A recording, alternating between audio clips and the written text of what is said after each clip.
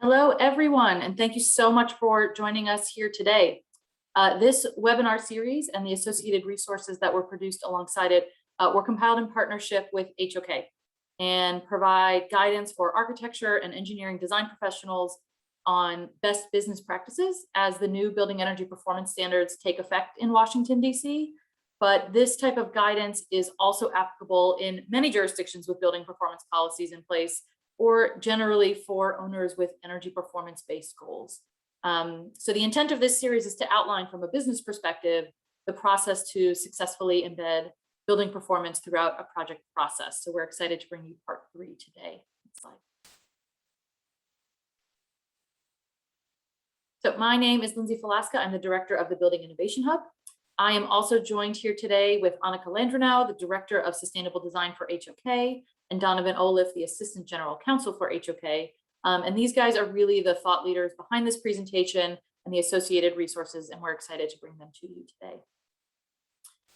Just a quick note for those who don't know, we are the Building Innovation Hub. We were created specifically to support the local building industry in DC navigate new building regulations, which is why this presentation was put together to help folks understand the business practices and changes that need to happen to be able to address not only the regulations, but also as we push the city to meet its goals of being carbon neutral. Next slide. Just before we get going, just a big thank you to our members who help support our mission and help us expand our reach and impact and allow us the opportunity to do even more work like this as well. So this webinar is actually the third in a 3-part series. So for those who missed the first 2, you can check out pre-design and design as well in terms of other practices that are needed in terms of how to think about contracts, how to set expectations with your client, how to look at energy modeling scopes of work, and how to manage it all throughout the design process. And of course, today we'll be talking about construction documents and administration and sort of that final follow through of building performance that's part of the project process. And with that, I will turn it over to our speakers. Thank you very much, Lindsay. We're excited to be here and sort of tying up what we talked about in pre-design and scoping and contract language between the owner and the architect, as well as setting up your team, contracting with your consultants, and managing the design process. And this is really about getting your construction documents in order and managing the construction process through CA and turnover. Just to recap, DC does have a layering of many ambitious and landmark green building codes and policies, which numerous other jurisdictions have followed. We started with the Green Building Act in 2006. We adopted the Clean and Affordable Energy Act in 2008, which established benchmarking or performance disclosure. We were the first to adopt the Green Construction Code in its entirety as mandatory for public and private construction. And then we were the first to adopt a Building Energy Performance Standard, which was then followed very quickly by a couple of other jurisdictions. We were the first to adopt a Zero Energy Code, which is in our Appendix Z as a stretch code. And now we are looking at even a Zero Energy Code is mandatory by 2026, which is currently under consideration and is in our Clean Energy DC plan. So our new construction codes are escalating quickly, both on the green side and the energy side. And our policies around existing buildings through benchmarking and building performance standards are also escalating quickly to get us towards our goal of zero carbon emissions. And what that means is when we look at our current suite of codes and policies, we do have things that are mandatory. We have alternative compliance paths that are optional, such as passive house or zero energy certification. But all of that culminates in once a building is complete, it becomes an existing building, even if it's brand new. Every building must engage in annual performance disclosure and compliance with the building performance standard, BEPS. And so this is really about making sure that throughout design and construction, we are managing a process to hopefully ensure high performance buildings and successful compliance with this legislation. So first up, we'll recap. So good morning, everyone.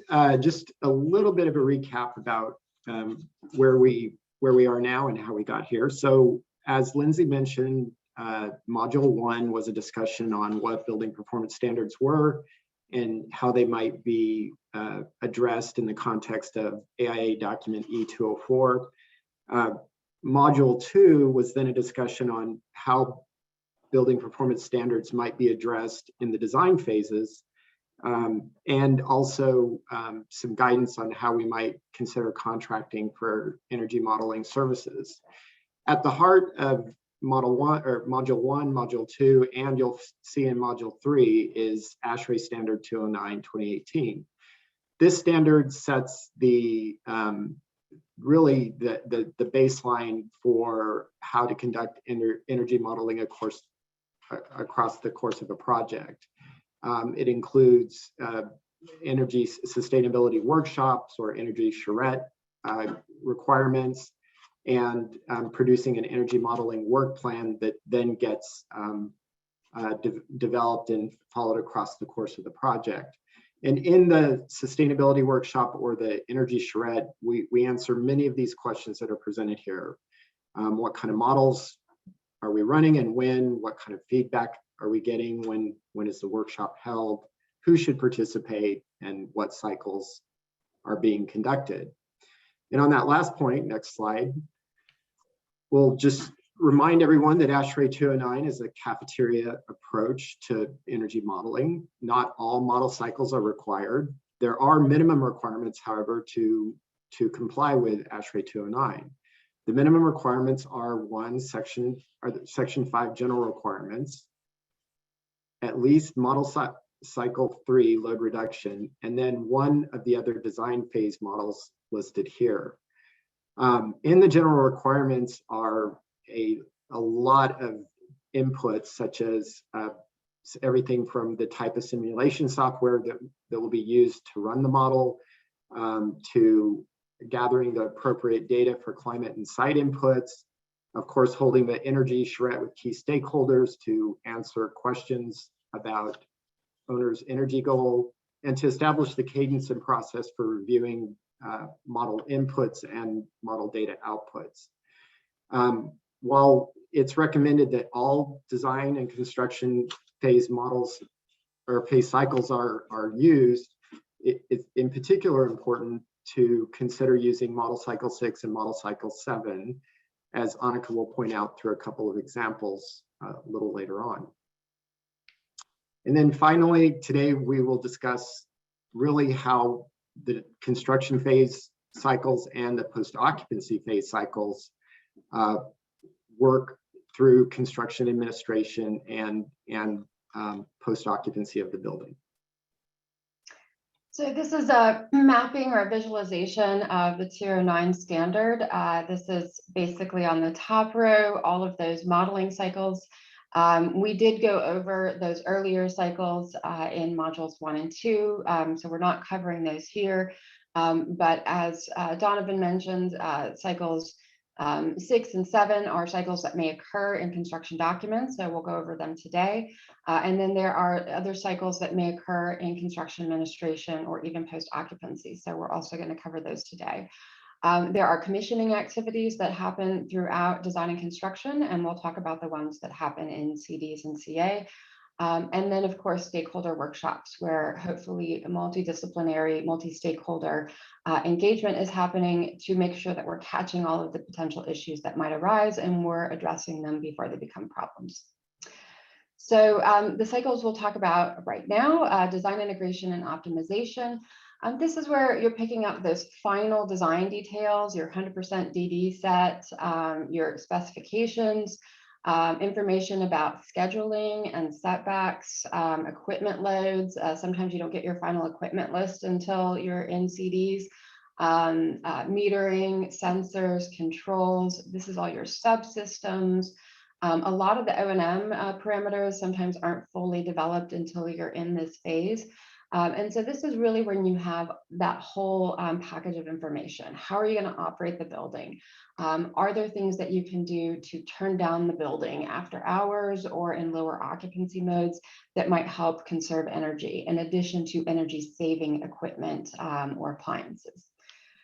And so this is strongly recommended as a basic service. I think it's really helpful to engage in a conversation with building ownership and operators The importance of good operations and the importance of good scheduling, good programming. A lot of buildings can drift over time and deviate from their set points and their scheduling, and it's really important to use the energy model to show them what an impact that could have on energy consumption.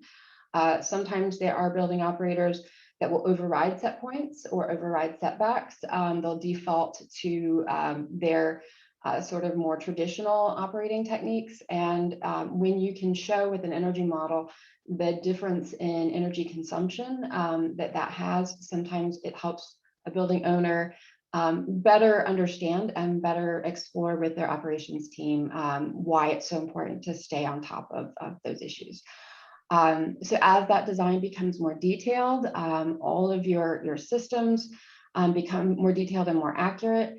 Also coordinating with commissioning, enclosure commissioning, and dynamic systems commissioning, you go ahead and you do this type of modeling. This is an example of a project we did for Oregon State. It's an inpatient psychiatric hospital. And this is one I mentioned in our last module, but very low budget hospital. We had $80 million to do an entire inpatient facility. Tilt wall construction, not fancy, but really good enclosure, great R values, low window to wall ratio because of the budget.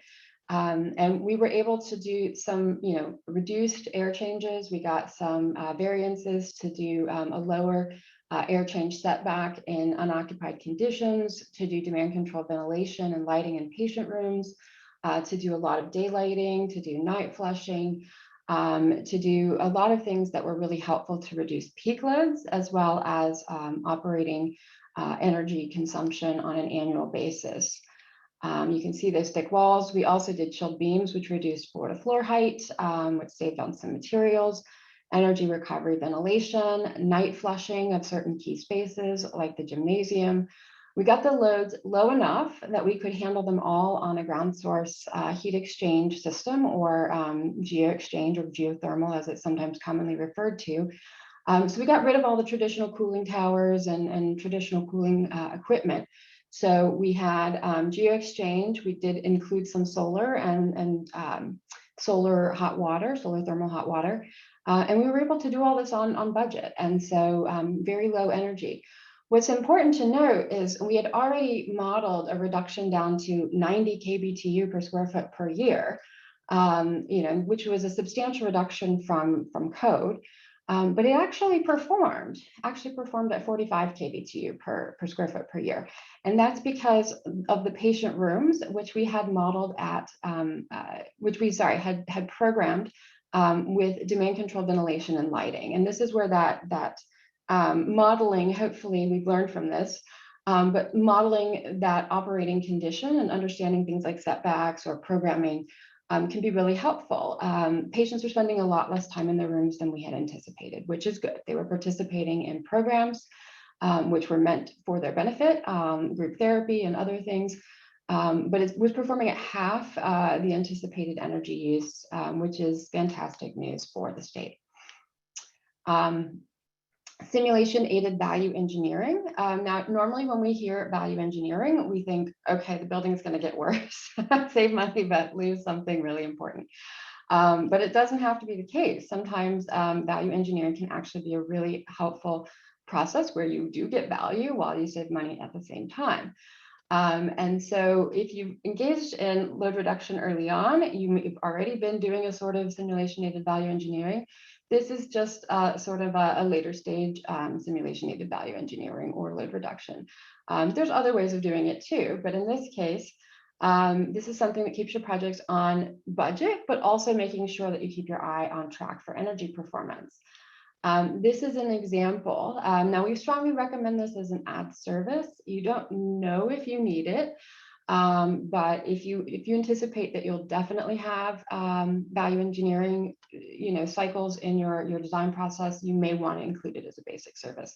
But if you're trying to manage that proposal that you put in front of your client, and you're worried that they're going to get sticker shock with all this energy modeling, you could say, look, we'll keep this as an ad service, and if you need it, we'll pick it up, and if you don't, it won't be added to the fee.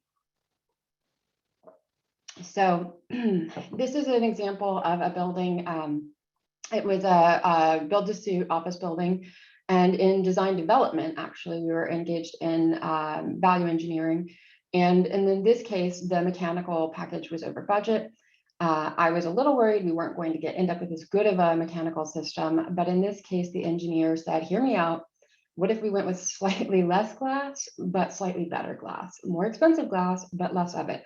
And we were able to adjust the windowed wall ratio a little bit. I think we went from a 55% to 51% windowed wall ratio, better glass, but less of it. We were just on the edge with our peak lids of chiller sizing, and we were able to drop down, and we were able to save a net of about a couple $100,000. So that was something that was a savings to the project, brought mechanical back into budget, and actually reduced our predicted site EUI from 32 down to 28 kVT per square foot per year.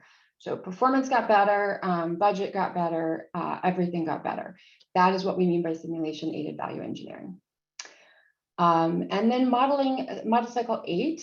This can be a design or construction cycle. Ashrae 209 calls it a construction cycle, but it is essentially the end of design, right? You have completed your design. This is the model that you're using for code compliance for your permit, or the model that you're using for your lead documentation. It's a compliance model. Too often, this is the first model we get. And that's unfortunate, because we've talked about obviously 7 cycles of modeling that led up to this moment that were really useful in the design process, that helped us save money in construction, that'll help our clients save money in operations. And this should not be the first time you get energy feedback on your project. Too often it is. This is really just a compliance model. This should not be the first time you see energy data on a project. But this should be a basic service, because this is often what you need to get your permit. And if you are complying with the Green Building Act, you very likely need one of these to get your LEED certification as well. So this is something that you'll be submitting at the end of CDs per permit. And essentially, it is 100% design, it is complete, and it is the full documentation. We will revisit that in a moment, but we do recommend that a summary of that model is included in your specifications as well. So now we're going to talk about specifications and what type of information should be included in your construction documents, so that your contractor can reference back to that information during the construction process. It's really important. There's several sections in Division 1 where we talk about building performance, substitutions, submittals, quality, product requirements, lots of information that can refer back to the building performance standard. Now, Donovan, I said, there's things that I think implicitly sort of give us some coverage here already. And what did you tell me, Donovan? Well, yes, implicit is good, explicit is always better. But let me just say a few things about Division 1. I cannot understress the importance of Division 1. This is probably one of the most important spec sections, but it is often one of the most ignored or overlooked sections. Let's to put it nicely. So much of how the project is structured, so much of the order to the project occurs in Division 1. And you can just see that by some of these titles here. Substitution procedures, we'll talk a lot about that. Contract modification procedures, submittal procedures. You know, these are very detailed, ordered processes that establish the minimum data that's required to be able to analyze whether a submittal meets the criteria or whether the contractor really understands the requirements for construction. So Division 1 is the most important section from our perspective. One thing that I might suggest to bring a little more clarity is if we have gone through the process of the E204 and establishing a sustainability work plan, we might also consider attaching that as a part of Division 1.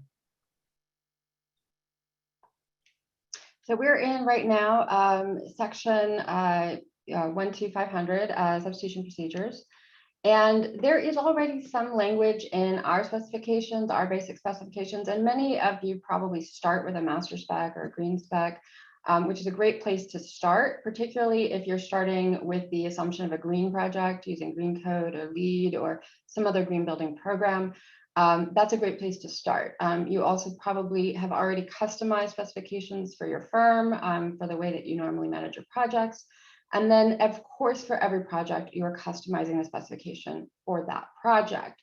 So we want to be clear that this isn't just like with our other modules. Don't pay attention necessarily to the exact words. It's the process of reviewing your spec and saying, where do I need to make adjustments for this project? Because every project will have a different path for how it complies with BEPS. You got there in a different way. Maybe it's a really good enclosure. Maybe it's a really good mechanical system. Maybe it's a combination of those things and really great lighting. I don't know what your project is. I don't know if you're using a ground source heat exchange system, sewer heat recovery, whatever the case may be. Maybe you're targeting net zero or a passive house standard as an alternative compliance path to the energy code. Whatever those things may be, there's going to be different locations within the spec that you're going to want to make sure acknowledge those goals and keep the contractor's eye sort of on that ball, along with your construction administration professionals on the team. And so you do have here in our spec, we have some detailed comparison.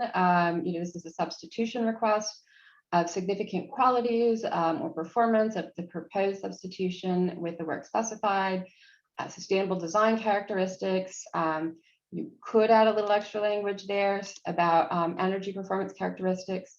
But here we have a line item, research or evaluation or reports evidencing compliance with the building code in effect for the project. This is where I chose to add a little bit of additional language, energy modeling reports, building code, or performance standard. I felt like this here is a great place to add a signal that I would like to see an updated energy modeling report or evidence of compliance with the building performance standard. So if someone's submitting a substitution request, I want to know that whatever that substitution is will not deviate, will not cause our project to deviate from compliance with the building energy code or performance standard in effect. The contractor is certifying that the project will continue, the substitution will continue to comply with all of those codes and standards in place. And the substitution does not relieve the contractor from their obligations or duties to meet the requirements in the contract documents. This is why I think it's really important to have a copy of the energy model or a summary of the energy model also in Division 1, because you were saying this is the outcome we anticipate, the amount of energy we anticipate this project to use, and that now becomes a contract requirement. So by requesting the substitution, the contractor is warranting that that substitute will satisfy those requirements. So we want to make sure that we have this language here, we're tying that to the energy model outcome, which we don't normally include in our specifications, but now we will. Just, can I just say one thing real quick on that last page, just to underscore the importance of clarity. So when I first started in construction law, I was told that, lawyers aren't really great at reading plans, but they are awesome at reading specifications. And so it's really important to have, explicit language where you can, just as Anica pointed out here, and it's highlighted in red, we specifically reference performance standards. I might even in our procedures, item B might even, although we do identify standards, and I would argue from a perspective that, that includes building performance standards, we might want to also specifically list it there. And then also we would add, I think, to in item F that we would want to make sure that whatever substitution is being proposed does not affect a sustainable objective or a building performance standard, as we've identified it in the attachments we mentioned earlier. Yeah, I think that sounds like a great idea. We'll see, we're continuing to evolve.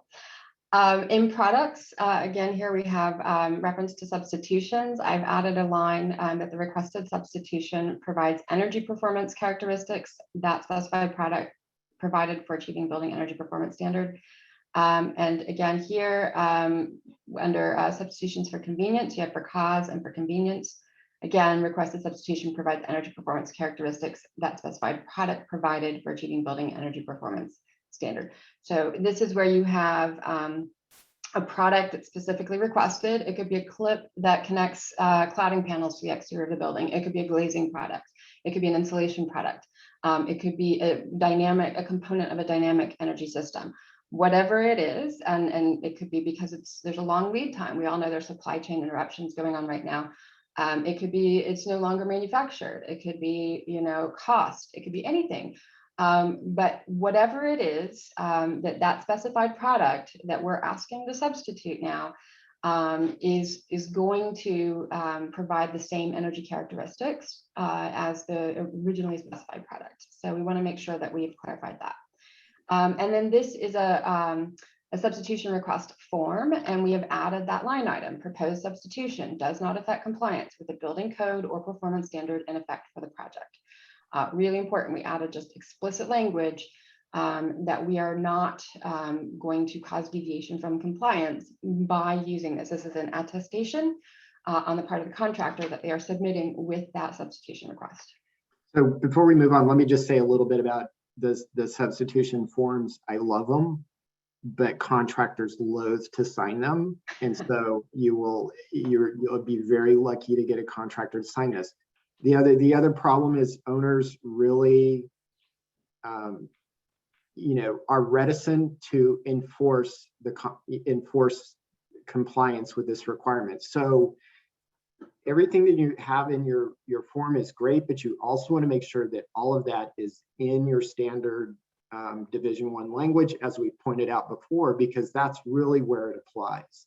If it's only in the form, and I have seen specs drafted this way, if it's only in the form, then it's arguably only compliant, it only applies if the contractor has signed it. So it's really important to make sure that this is just kind of belts and suspenders. This isn't really what you want to rely on. And what happens is we'll find ourselves in a position where the contractor is pushing for a request or for a substitution, and the owner is really, really leaning on the design team to approve it. And so it's important to remember when we go through that process is that it's not the design team signing off on an approval. It's really helping the owner make an informed decision about whether this change is appropriate. So you want to make sure that the issues described to the owner, we've all identified alternative solutions and the pros and cons of those different alternatives. We want the owner to understand, if there's a short-term gain by this substitution, what are the long-term consequences of it? And then we always want to make sure we have a recommendation, but it is the owner providing guidance, the owner providing direction on how to proceed, on which direction to proceed. And then, as we've said over and over again, document that process as we go through. So just to keep in mind that we're helping owners make informed decisions here. This is contract modification procedures. So if the substitution request is made, you will have some owner initiated requests and some contractor initiated requests. And it could be for a variety of reasons. Again, it could be a cost saving measure. It could be a design change that happens in the middle of construction. We know those happen. But in both cases, we are suggesting some language that says include an updated energy model report or summary that indicates the effect of the change on energy performance, compliance with applicable building codes or performance standards at the time of delivery or in the future. We're recommending, whether the owner suggests the change or a contractor suggests the change, that energy model be updated so everyone is aware of the impact of the change, no matter how insignificant or significant that change may be. And if the owner doesn't want to pay for the update, make sure that we document again that it's part of the specs, it's required, and that it's the owner's decision to proceed without it. So yeah, and whether the owner, as Donovan says I choose to decline an update to the energy model. or gets the updated energy model and says, I have the information in front of me and I still want to see this change made. Yeah. So be it. Document the conversation, document the information that was available, and the decision-making process and the direction that the owner gave the team with the information available. So really important just to have that clear trajectory of communication, so that, you know, in a year or two time, 10 years time, if there is an issue with BEPS compliance, and they say, why didn't we do X, Y, and Z? You can go back and point to it and say, we had this conversation, a change was made in construction. We suggested an updated energy model. You declined an updated energy model, or you accepted it, but when we got the results, you decided to go ahead and proceed with the change anyway. You know, it's nobody likes to point fingers, but it's super helpful to have information to understand why decisions were made. Sometimes difficult decisions have to be made. I understand there's a finite amount of money when you're in design and construction and development. Sometimes you just have to make those tough choices, because the well doesn't get deeper, the checkbook doesn't get fatter. You know, there isn't more money sometimes to draw from, but at least understand why the decisions were made and who gave the direction, rather than relying on memory 10 years down the road or 5 years down the road, or personnel who may no longer be with either organization, on the ownership side or the design side, or even the construction side. Yeah. And the other thing to keep in mind is we have a lot of different delivery methods. Sometimes we're doing design bid build, sometimes design build, sometimes P3. So sometimes the client is the contractor. It's not the owner of the building per se. And so you might have a client-led, but it's a contractor-led change. And so, you know, the design team may not be able to avoid making that change, but still can make the advice and have in the specifications that an energy model should be updated and provided, and should still clearly document that communication about getting energy updates when changes are made in the construction process. So the key point there, I think that's a really good point. We do have different clients in all these processes. And the key point there is to make sure that we as the professional explain the consequences of the decision. So how these things boomerang back to us is that either the contractor says this or our ultimate client says, I didn't understand the consequences. I didn't fully appreciate what the effect was of the energy model as presented with, or of not running the energy model. So we need to explain not just the fact that they didn't do it, but, or if they did, what are the consequences of proceeding based on the information we have? That's really the key part of it. Okay. Submittal procedures. So here, this is another section. And again, this is belts and suspenders. Everywhere you need to reference this, then reference it. Don't rely on just one section. Put it everywhere it needs to go. And so here, where we talk about the types of submittals that we might be requesting in different sections and different divisions, we can include here a statement of compliance with project energy performance consistent with, and we're actually adding right after our sustainable design requirements. We usually have a section for LEED. We're adding a section here for building performance standards. So that's where we're going to have our energy model information. And we're saying if there's a specific product or system that is in the project for compliance with this, that if we need that is a submittal we may ask for. And that way we have something to reference back to if we need to in the construction process. Okay, and then here, just we have compliance with different specified standards, design calculations. We're also adding energy calculations to the list. Once again, explicit is better than implicit. One could argue design calculations implies energy calculations. Better to be explicit and say energy calculations, just add it to the list as a type of submittal that we may ask for. And make sure if we receive it that we review it. One of the things that is an issue that has occurred in the past as well is that you might get these calculations and they just kind of go into a drawer or get passed off to somebody. But it is important to make sure. It's not important that you go back and revalidate that the calculations are correct, but that the calculations result in the performance requirements that we're establishing, so that they've run their calculations and the end result is a performance standard that meets the requirements that we're setting in the specs. And here I have, even on design data, I also have include energy calculations if applicable. So that is if you have an assembly or some element where there's design data, if it's relevant to include energy calculations, load diagrams if applicable, we want to include just this reference to energy calculations if applicable. And that could be, sometimes we have enclosure assemblies where you need a assembly U-value calculation rather than, a component U-value. It's just important to have that type of information. Even though we have performance requirements, sustainable design requirements in Division 1, it's really important to also reference these same submittals in each section where they're particularly relevant.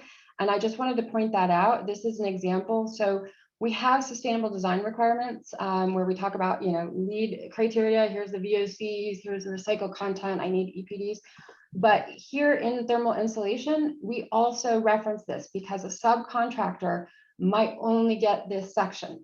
So we want to make sure that we say, here are some submittals. You need to go back to Division 1 and look at the specific performance criteria. But there are submittals that I need. Some are action submittals, some are informational submittals. But you have a list of submittals I'm going to be asking you for, and you need to be aware of them. If we don't include that in the different sections where it's relevant, then they may not go back to Division 1 and may not realize there's important information in Division 1 to reference back to. So if you have a section like insulation, like your glazing products, like those thermally broken clips that are holding exterior cladding panels to your building, exterior, then make sure if they need to reference the building performance section in Division 1 that they reference back to it. And if you need specific submittals that attest to their performance characteristics, that you include those in these sections as well. So belt and suspenders, right? Make sure you cross-reference if you need to do so. Don't feel like it's overkill. It is not overkill when you're trying to assure that the project meets the requirements. This section, quality requirements, talks a lot about some of the testing, mock-ups, some in the lab, some on site, testing and inspections. If you're doing, there is a commissioning, enclosure commissioning compliance path for whole building air tightness testing. If you're doing any advanced energy performance pathways like passive house, this might be a good section to include those criteria for additional whole building, air pressurization testing, blower door testing, et cetera. So this would be a section where I might include some of those additional testing references on site, or if you have some mock-ups or factory testing that you would like to see for additional stringency on performance, this is where I would include it. And then product requirements. And we do different types of projects. Sometimes you can be proprietary. You can say, this is exactly what I want. No substitutions, no anything else. Sometimes we work on publicly funded projects where you can have a product that is, a performance, representational of performance that you're looking for. But you have to have at least 3 of them, 3 different products that perform the same. You can't be proprietary, and contractors can propose comparable products. So, there are different types of specifications, non-proprietary specifications. And even when you do have a proprietary spec, sometimes, there are allowances for comparable products. And so here's another location where, we want to look at what makes a comparable product and in-service performance that is comparable. What are we looking for when we're talking about performance characteristics in these submittals? And here's an example of a product. We talked about insulation a moment ago, a submittal that would have performance information included that would be relevant. And then when we talk, go ahead. I would just want to add one quick thing on basis of design. it's really common that we do basis of design specifications, especially with respect to curtain wall. But it's also important to understand that basis of design often is not what ultimately gets incorporated into the project, and so you'll have it is a common source of substitution. And the real issue here is really the knock-on effects of that substitution. How does it ripple across the entire project, whether it's a different curtain wall design with different thermal characteristics or different attachment points to the structure. All of those things really need to be resolved, and so it might require that we go back and update the model to reflect the substituted product. And so, as you'd see earlier in our specifications, we want to make sure we're getting paid to do that. But it's important to keep in mind that this might be a source of additional work for the architecture and engineering team. Okay. And so once again, if you have a basis of design specification and someone is submitting an alternative design approach or assembly, and so here, again, we're looking for detailed comparison of the proposed approach to your basis of design, research evaluation report, evidencing compliance with the code or performance standard. Again, we want to make sure that we're referencing the performance standard, not just the code, because the building performance standard is not a code. So anywhere you see that, you want to make sure that you are including performance standard so that it is in there. And I just wanted to call out that our specification, and I assume everyone else's, says if the architect doesn't approve it within the time frame given, it doesn't mean the contractor can just go forward and use that alternative product or assembly. If it's not approved, it's not approved. So there is language in specifications that, again, I think gives cover when we're talking about these issues.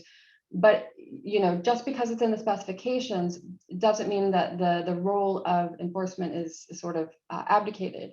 It's really important that on the construction administration side, that the team is the design team, the CA team is aware of the performance standard and the implications of the substitution requests, and doesn't approve substitutions without evaluating the potential impact on building performance.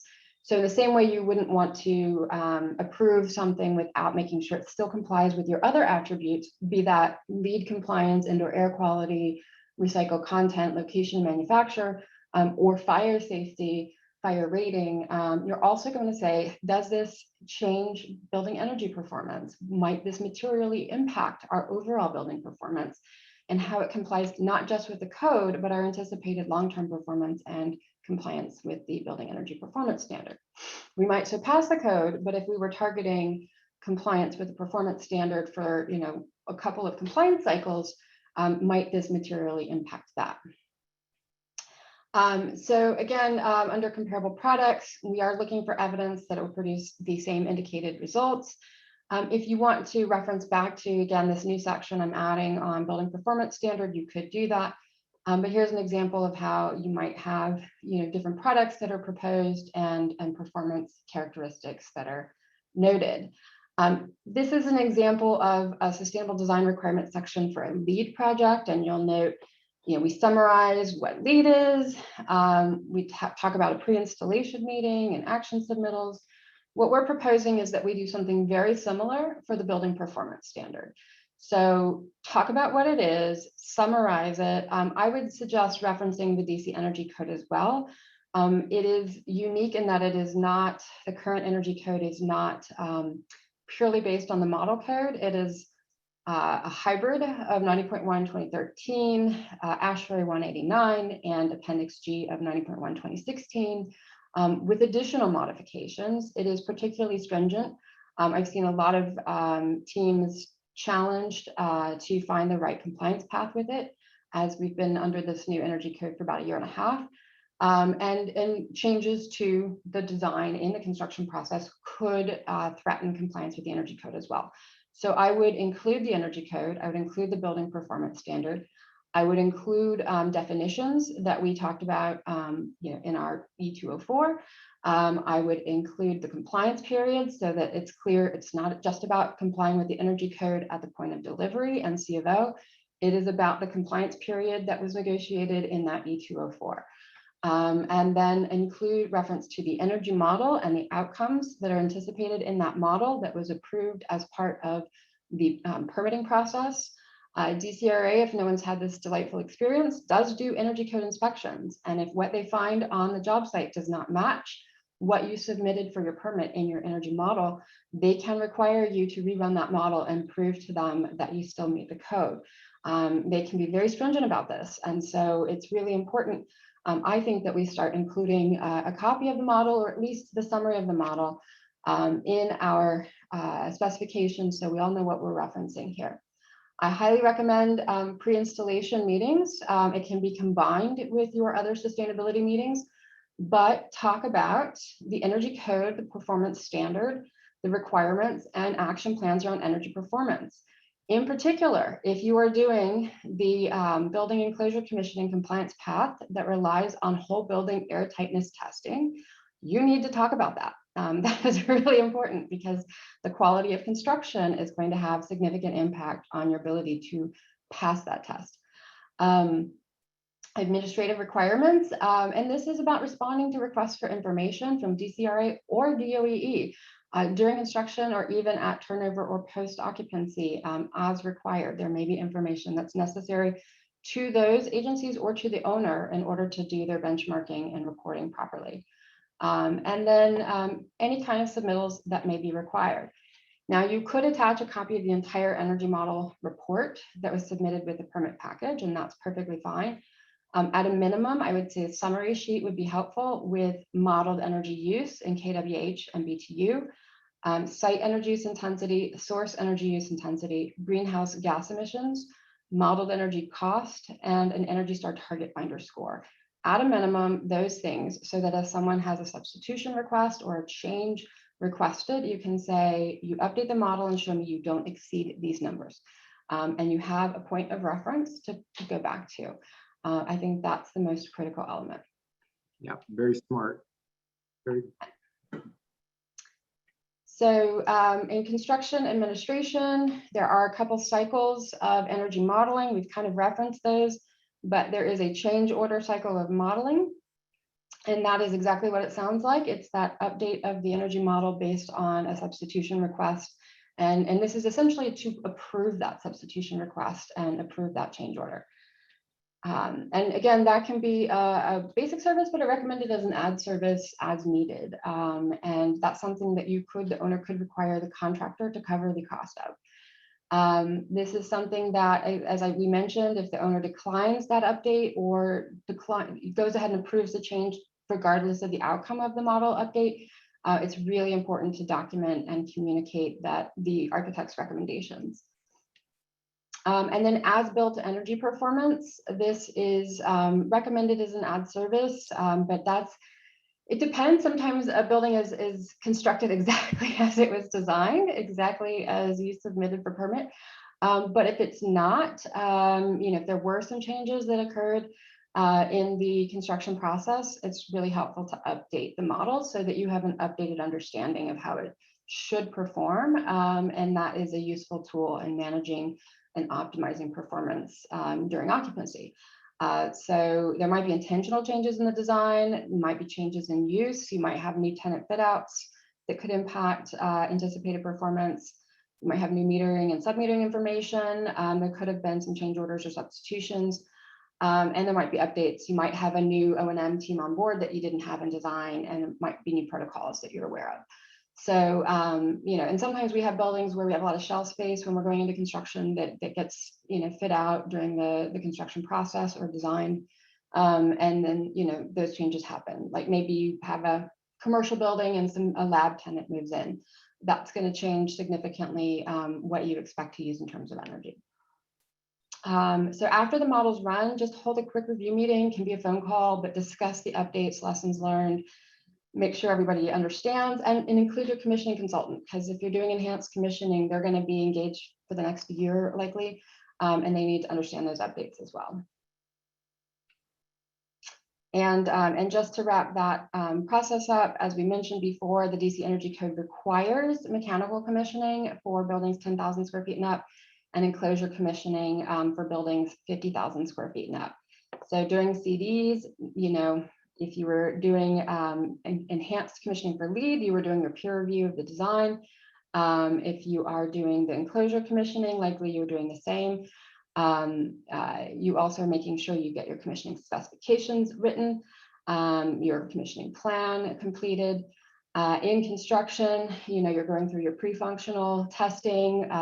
You may be doing whole building airtightness testing, or you may be doing some assembly testing for the enclosure and air barrier inspections and things like that, depending on which compliance path you engaged in. If you're doing enhanced commissioning, there's a 10-month post-occupancy revisit to the site. If you're doing monitoring-based commissioning, you're looking at least once a quarter for the first year at sort of seasonal operations and making sure the building is performing the way you anticipated. So these are the sections of the specifications that I was referencing. This is mandatory for all buildings in DC. And again, for enhanced commissioning in LEED, but mandatory in the code, systems manuals are prepared for O&M personnel for the building. And this is that pressurization testing. If it's multifamily, you can do compartmentalization. So you do sampling of certain units, representational units within the building. And if it is a commercial office building, you're doing the whole building, the entire envelope.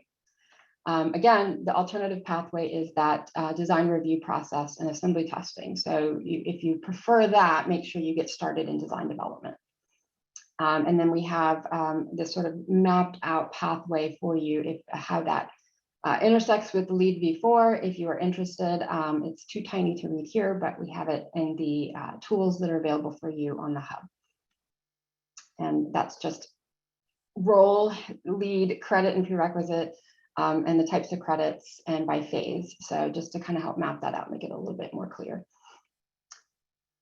So when you are in occupancy, additional model updates could reflect changes, again, in tenant leases and fit outs that might happen once you get your C of O, changes of use or occupant behavior, weather events. You might have the storm of the century, hours of operation, plug lids, again, things that happen after the building opens its doors that you weren't able to include. Remember, in our modeling, we had a lot of assumptions. We normalized operations, we normalized weather because we don't know all those details. Well, now we do. And if we want to update our model to reflect that, we could. And so this is a model cycle 11, the final modeling cycle, post-occupancy energy performance comparison.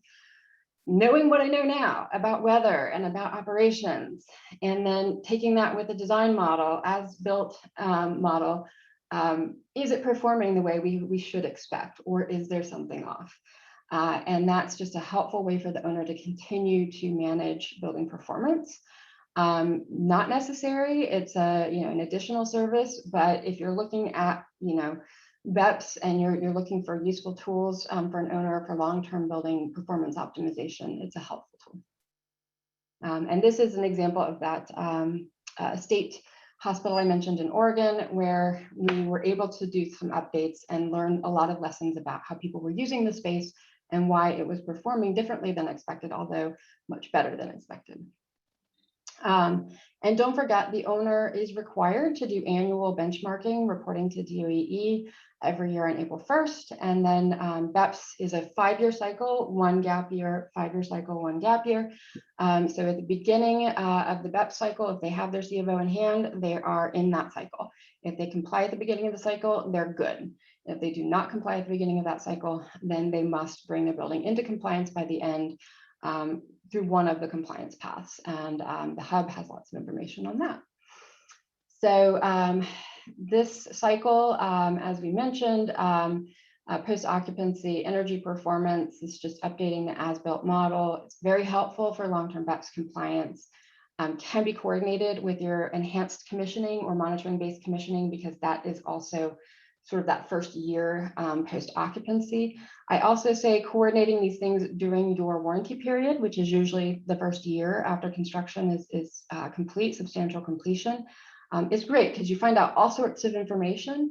Also do your thermal comfort survey or your occupant comfort survey. You have thousands of sensors in the building with human beings who are too hot, too cold, drafty, damp, whatever.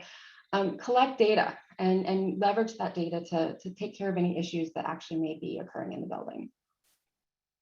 And then some of the issues that do influence performance versus the model, you know, what can you do? You know, if possible, help your owner investigate tenant lease language that supports responsible energy management on the part of the tenants. I highly recommend they update Energy Star Portfolio Manager to reflect accurately the types of tenant spaces and to leverage submeters to reflect the types of spaces they have in the building. And I highly recommend that the owners have training for their O&M personnel every 18 to 24 months and retro commissioning every 5 years. Again, I mentioned drift earlier. Buildings do drift from their set points and setbacks and things like that. And it's really important to just tune everything up, just like you tune your car up periodically. And so I do recommend they pursue things like enhanced commissioning when they're undertaking LEED, which many buildings do as part of the Green Building Act, and recommend the occupant comfort survey during the warranty period. And then any changes to use of the building or occupancy, you know, or certainly changes to the building, HVAC or lighting that are made post delivery can be updated in that energy model. And also you can use Target Finder when you update that energy model so you know how you should be doing before you get into a BEP cycle and find out if you're compliant or not. With that, I think we have like a couple minutes for questions. Sorry, we ran a little bit over. All right. Thank you guys so much. That was incredibly helpful. I appreciate the belt and suspenders approach because I think a lot of architects and engineers have been on the job site where a subcontractor only has the relevant spec section and doesn't reference Division 1.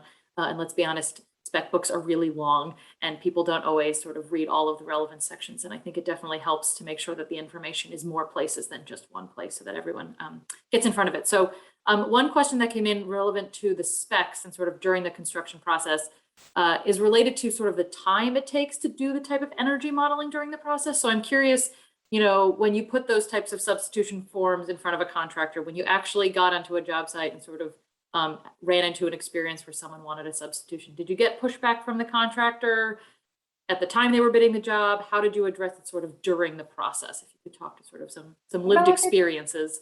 If it's a simple substitution, like I want to use this glazing versus this one, you know, you don't have to build a whole new model. This is a change in selection of product or criteria within an existing model. So that should not take a long time.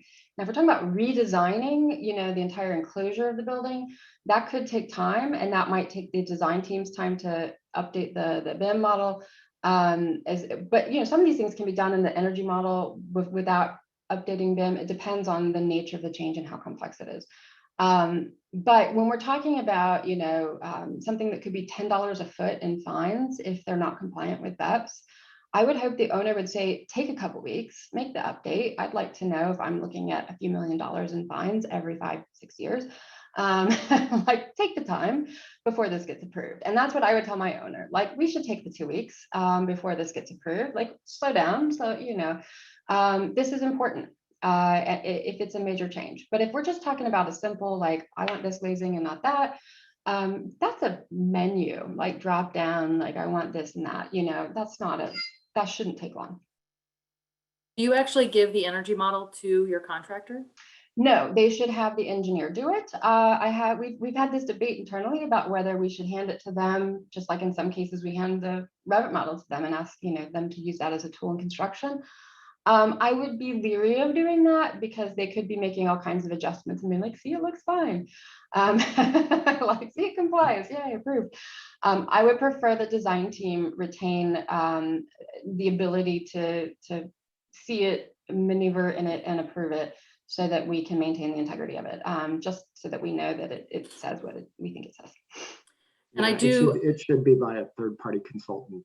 Yeah, and there's Ashrae 209 has qualifications for the modeling personnel. I haven't yet met contractors who are employing these energy model credentialed professionals. At some point in the future, maybe we will have those, but at this point, we don't find them in our construction personnel, to be honest. It's helpful to sort of know that that's a good fallback in terms of who would be allowed or is certified to do that type of updates as well. One more question that wanted to get asked, or sort of, I also wanted to harken back to something that we talked about in module two, which was the cost of energy modeling as a % of overall cost. And I know you guys shared some of that in module two. So can you just reiterate some of, if an owner says this costs me money to do all these energy models, sort of what your response would be?